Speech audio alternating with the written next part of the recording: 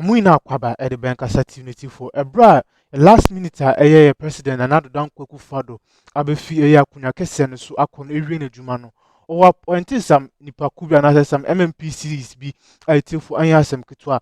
Now the brad and I said the first day former President John Dramani Mahama Betina Kunya Keston. So the next day now we are in the story Nina and for alternative MMPCs Nina I tell for Anyasem Kitwa. It was to know see an new consent to know about appointing in the last minute for the Takunim. Only hasn't for our appointing for I remember Boduma or Ghana Muha. And so that when you could NDC Manikuna, there's a lot of positions beautiful or more a cheetah for no to me. Enya. We by just Sankofonina, former President John Dramani Mahama, a young nephew, so Alcofa, Nakasan for Albert Nasa positions way now. And not to make us and wapping, you couldn't put in summer on the 2 Dramramina as. Even before we do that, there's a breaking news that's just coming in from the office of the president, revocation of appointment. And this is a letter from the chief director of the Ministry of Local Government, Decentralization and Rural Development, and it's to the Chief Director of the Ministry of Local Government and Decentralization, Rural Development, captioned Revocation of Appointment in accordance with the powers vested in His Excellency John Dramani Mahama under the provisions of the Local Governance Act 2016 Act 936 Acts as amended by the Local Government Governance Amendment Act 2017 Act 940. The following appointments have been revoked effective today. The chief executives of metropolitan, municipal and district assemblies, assembly members appointed pursuant to relevant sections of this act. In the interim, the respective coordinating directors of the various MMDAs are directed to assume responsibility as acting chief executives until substantive appointments are duly made. Kindly take note and act accordingly. Signed, Causęs Mahama, PhD, Secretary to the President, copied to the Vice President, the Office of the President, Jubilee House, then the Chief of Staff, the Office of the Jubilee House. So the news is that there has been revocation of appointments. And these individuals or these portfolios, chief executives of metropolitan, municipal and district assemblies, and assembly members appointed pursuant to relevant sections of the Act, have had the appointments revoked. This is a letter signed and released just now by Dr. Causęs Mahama, who is the Secretary to the President. Actions are being taken immediately. Issues are happening right here, right on the clock at the office of the President. And this is what the breaking news is that we just got. So by implication, is there any other response from any official in the office of the President? What actions need to be undertaken to keep the MMDAs running in lieu of the appointments that will be in waiting? No, just this communication is what we have just had now, and it's come with nothing else apart from this. Whilst on air, this just came in, and we had to just break it. We have confirmed it, and we just had to break it, except to say that there is no other commentary on the matter, except clear decisions being made by His Excellency the President through his appointees, herein the Secretary to the President, Dr. Causęs Mahama.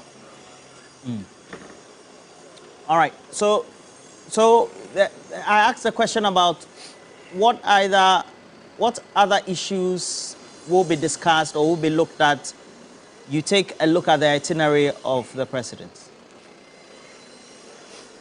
Yes, like I was saying early on before the President walked in, we had, when the President walked in, we had seen the Afri-Exim Bank boss, Professor Benedict Orama, reappointed as the Afri-Exim boss in 2020. He is the one who is meeting His Excellency the President.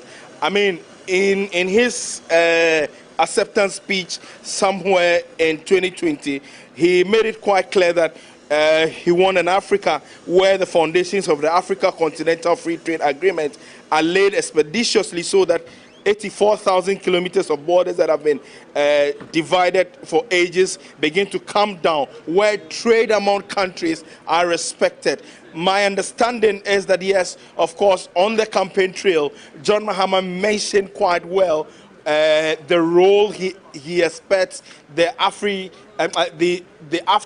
to play. Having him, meeting him on the very first day, in fact, the very first assignment tells a lot the role he intends to play with him as the Afri-Exim boss, and also how it could leverage the businesses, the use of AfTA, and also the businesses, especially the local ones here in Ghana, competing or trying to break into the African market is of much significance to him. I cannot tell for sure if these issues about energy would also come to play in this discussion, the closed-door discussion that is ongoing. As we speak, just after this, he will be meeting the World Bank. He will also be meeting the Commonwealth, among others. These are critical institutions that John Mahama needs. Early in the morning, I heard you talk about how he needs to reach out to the Bretton Woods institutions and how some level of confidence and hope should come to play. If this is anything to go by, it appears he doesn't want to give any excuse at all, because the mandate has already been given him, and he has to be seen as working in the interest of the country. We can only wait to see what the outcomes of these meetings would be like, and to what extent, you know, this will have benefits, so to speak, to the ordinary Ghanaian. But trade, very, very important, and also some level of exposure of Ghanaian businesses in the sub-region and on the continent of Africa. Very, very, very key to John Dramani Mahama, who is the President of the Republic. Olakluche, thank you for the latest update. We can see that it's a sweaty morning for you, but don't worry. It's part of the reporting skills we've acquired over the period as well. And Dr. Asante-Okyere, so where do we move from here, knowing that this consideration will have to be in? What sort of language should be coming from the office of the president to ordinary consumers and the Ghanaian people regarding this, knowing that there's a crisis that we could... I think it's a matter of reassuring all of us that they are on top of their brief. They will have to continuously be transparent with us. It is, you see, sometimes there is a kind of dilemma in a philosophy of knowing and not knowing. You see, when you are there and you don't feel sick, you feel okay. Now, the decision is you go to the hospital and they tell you that there is something hidden. That could kill you. Then suddenly, you start falling sick. So, you see, so which of the two philosophies do we go by? No.